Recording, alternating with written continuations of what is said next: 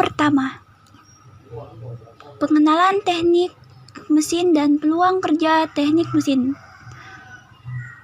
Teknik mesin atau teknik mekanik adalah ilmu teknik mengenai aplikasi dari prinsip fisika untuk analisis, desain, manufaktur, dan pemeliharaan sebuah sistem mekanik. Bidang-bidang kejuruan teknik mesin. Yang pertama, perancang konstruksi. Kedua, mesin pendingin. Ketiga, motor bakar. Keempat, mesin fluida. Kelima, peralatan hidrolik dan pneumatik. Keenam, mesin angkat. Ketujuh, mesin angkut. Kelapan, pesawat terbang. 9, perkapalan. 10, manufacturing. Subdisiplin ilmu. Mekanika. Mekanika adalah bidang ilmu yang mempelajari gaya dan efeknya pada suatu benda. Yang kedua, kinematika. Kinematika adalah ilmu yang mempelajari pergerakan dari suatu benda dan sistem, tanpa memperdulikan gaya yang menyebabkan pergerakan itu. Yang ketiga, mekatronika dan robotika.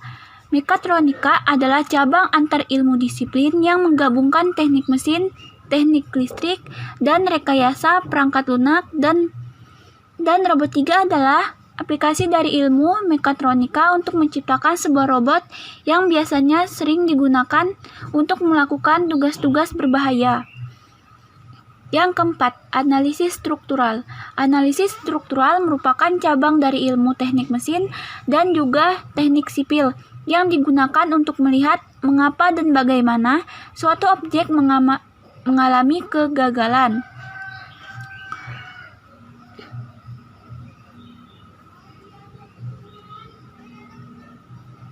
Yang kelima, termodinamika dan ilmu panas. Termodinamika adalah ilmu yang digunakan di beberapa termodinamika dan ilmu panas. Termodinamika adalah ilmu yang digunakan di beberapa ilmu teknik, termasuk teknik mesin dan teknik kimia. Termodinamika mempelajari energi penggunaannya dan cara mengubahnya melalui sistem. Contohnya, mesin mobil mengubah energi kimia yang ada dalam bahan bakar menjadi energi panas, dan kemudian diubah lagi menjadi energi gerak yang akan menggerakkan roda mobil. Prospek kerja jurusan teknik mesin. Apa itu prospek kerja? Prospek kerja adalah gambaran peluang kerja yang tersedia di masa depan. Peluang apa saja yang ada di teknik mesin? Yang pertama, perusahaan dan industri.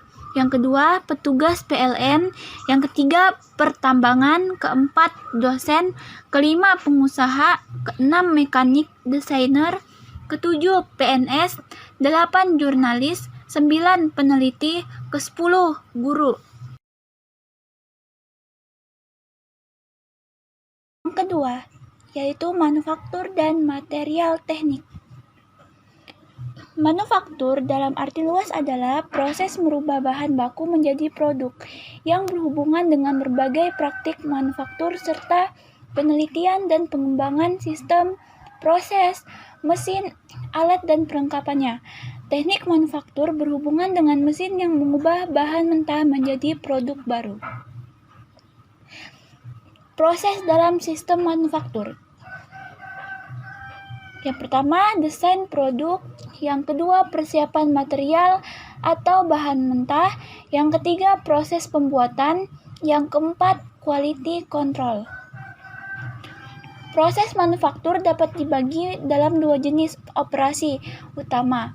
Yang pertama, operasi pemprosesan, merubah benda kerja dari suatu bentuk ke bentuk yang diinginkan. Yang kedua, operasi perakitan,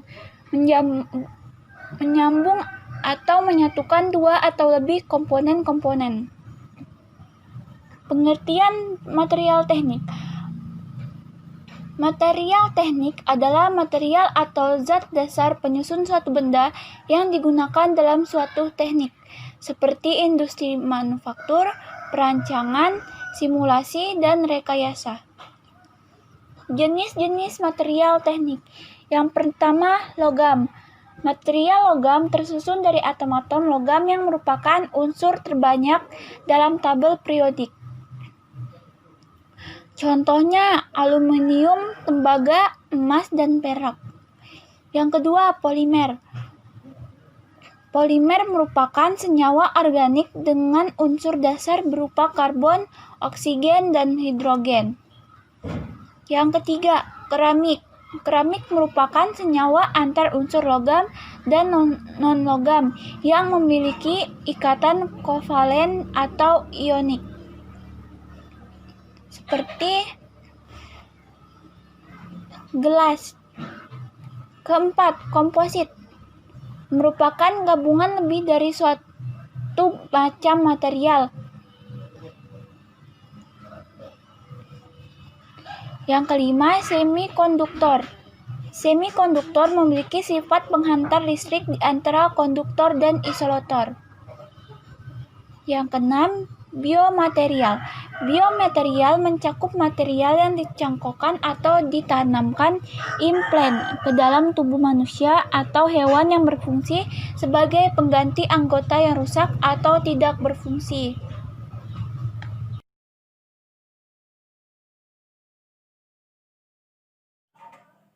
Pengertian energi. Energi dapat didefinisikan sebagai kekuatan yang dimiliki oleh suatu benda sehingga mampu untuk melakukan kerja. Bentuk-bentuk energi: energi kinetik, energi potensial, energi mekanik, energi listrik, energi elektromagnetik, energi kimia, dan lain-lain. Sifat energi. Sifat energi. Energi tidak dapat dimusnahkan, tapi dapat dirubah ke dalam bentuk yang lain. Hal ini berarti energi tidak dapat dimusnahkan, tapi dapat diubah dalam bentuk lain dan dimanfaatkan untuk kepentingan energi. Energi kinetik atau energi gerak. Energi kinetik, energi yang dimiliki oleh sebuah benda karena geraknya. Contoh air terjun, aliran air sungai, mobil yang sedang melaju, dan lain-lain. Energi potensial. Energi potensial adalah energi yang tersimpan pada benda kerja karena kedudukannya. Contoh air waduk, roller coaster, gravitasi bumi. Energi mekanik adalah energi total, yaitu perjumlahan antara energi kinetik dan energi potensial. Contohnya turbin air, prinsip kerja PLTA. Energi listrik adalah energi yang berkaitan dengan arus elektro. Contohnya motor starter, solder, bola lampu, dan lain-lain. Energi elektromagnetik merupakan bentuk energi yang berkaitan dengan radiasi elektromagnetik. Energi kimia adalah energi yang keluar sebagai hasil interaksi elektron di mana dua atau lebih atom atau molekul berkombinasi sehingga menghasilkan senyawa kimia yang stabil. Contohnya baterai dan aki. Saya akan lanjut tentang definisi statika struktur. Mekanika teknik dan statika struktur adalah mata kuliah dasar perancangan teknik yang dipelajari oleh mahasiswa program studi teknik mesin dan industri. Statika struktur juga merupakan mata kuliah yang menjadi pengantar oleh setiap seorang engineer dalam mencari tegangan dalam yang terjadi pada setiap bagian materi yang mengalami suatu gaya. Fungsi mekanika menentukan dimensi yang proporsional, menentukan beban maksimum, menentukan bahan sesuai atau cocok. Gaya dalam dan pembenan. Gaya dalam adalah gaya terjadi di dalam suatu elemen, konstruksi, atau batang. Pembenan adalah dalam ilmu mekanika kekuatan bahan teknik yang dimaksud lebih pada arah kerjanya. Pembenan dibagi menjadi 5, yaitu pembenan tarik, pembenan tekan, pembenan bengkok, pembenan geser, pembenan puntir. Tegangan. Tegangan ialah besarnya gaya yang diberikan. Teori kekuatan material.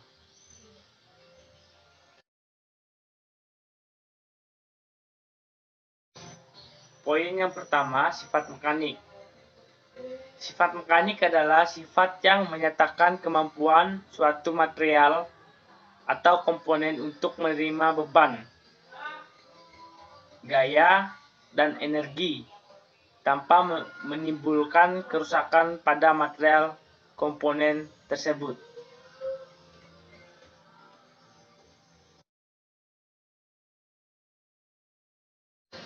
Poin yang kedua, kekuatan atau strain gauge.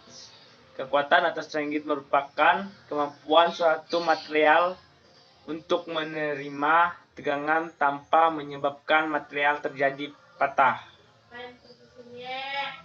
Berdasarkan pada jenis beban yang bekerja, kekuatan dibagi dalam beberapa macam, yaitu kekuatan tarik, kekuatan gesek, kekuatan tekan, kekuatan toris, dan kekuatan lengkungan.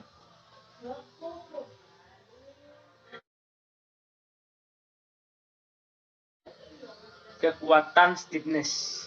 Kekuatan stiffness adalah kemampuan suatu material untuk menerima tegangan atau beban tanpa mengakibatkan terjadinya deformasi atau duplikasi.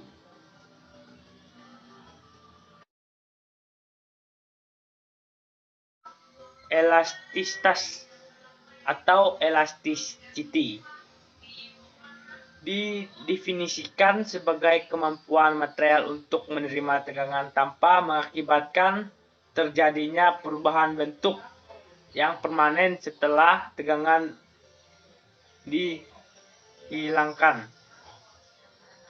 Atau dengan kata lain, kemampuan material untuk mengembali ke bentuk dan ukuran semula setelah mengalami deformasi atau perubahan bentuk.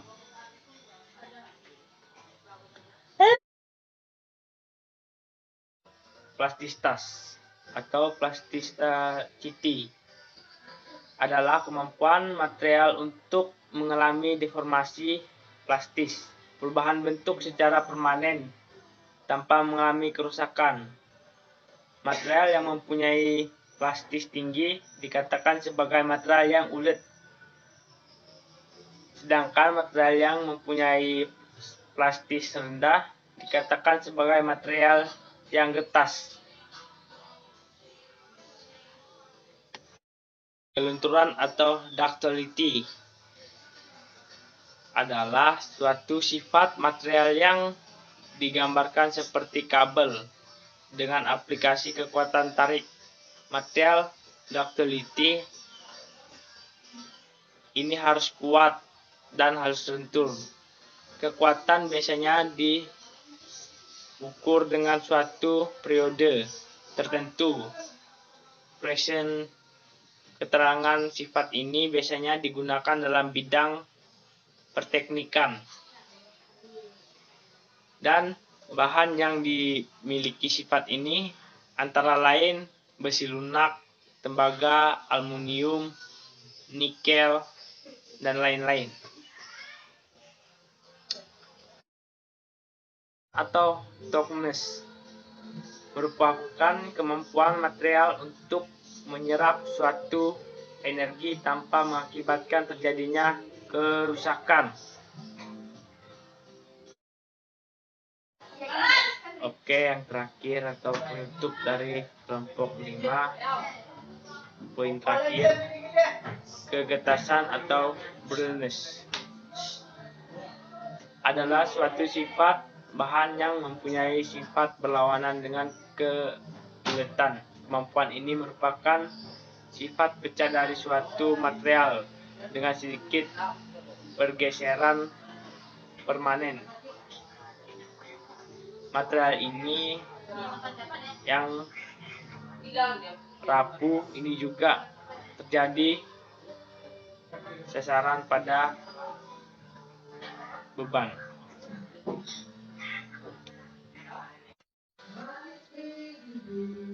Ya, kita akan melanjutkan materi kelompok 6. Materinya mekanika fluida. Ya, kita akan masuk ke poin pertama, yaitu mekanika fluida. Mekanika fluida merupakan suatu cabang ilmu pengetahuan alam, tepatnya mekanika, yang mempelajari tentang zat alir dalam keadaan bisa mengalir dan memberikan sedikit hambatan terhadap perubahan bentuk ketika ditekan di dalam kehidupan sehari-hari. Peristiwa mekanika fluida dapat dilihat baik itu yang dilakukan oleh alam maupun oleh manusia. Fluida berdasarkan zatnya terbagi atas dua, yaitu fluida cairan dan fluida gas. Kita masuk ke poin fluida cairan. Mempunyai permukaan bebas dalam masa tidak mengisi ruangan suatu dengan volume serta tidak termapatkan. Ya, poin kedua, fluida gas. Tidak mempunyai permukaan bebas dan masanya selalu berkembang, mengisi seluruh volume ruangan serta tidak dimampatkan. Sedangkan fluida berdasarkan mengalir atau tidak terbagi atas dua juga, yaitu fluida statitis atau hidrostatika atau fluida dinamis. Fluida juga memiliki ciri-ciri aliran. Ada 4, yaitu aliran tunak atau steady dan aliran tidak tunak atau non steady. Aliran tertampak atau compressible. Ketiga ada prolak atau rotational. Yang keempat aliran kental atau visuals, dan aliran tidak kental no visuals. Ya, kita masuk ke poin kedua, penerapan fluida. Manfaat dan terterap fluida baik fluida statis maupun fluida dinamis bagi kehidupan sangat banyak dan bermanfaat bagi manusia untuk mempermudah aktivitas. Contohnya adalah penerapan fluida yang ada di sekitar kita. Ini contohnya ada mesin dan alat, mesin dongkrak, pompa, sepeda, pompa ban, mesin dongkrak, mesin lain, rolling, piringan, rem, hydraulik, karburator. Kalau di kendaraan seperti contohnya kapal laut, balon udara, dan kapal selam. Di kesehatan juga ada kesehatan dan kimia. Ya, terima kasih, itu saja. Apabila ada kata-kata dan sifat kurang berkenan, mohon dimaafkan. Assalamualaikum warahmatullahi wabarakatuh. Salam.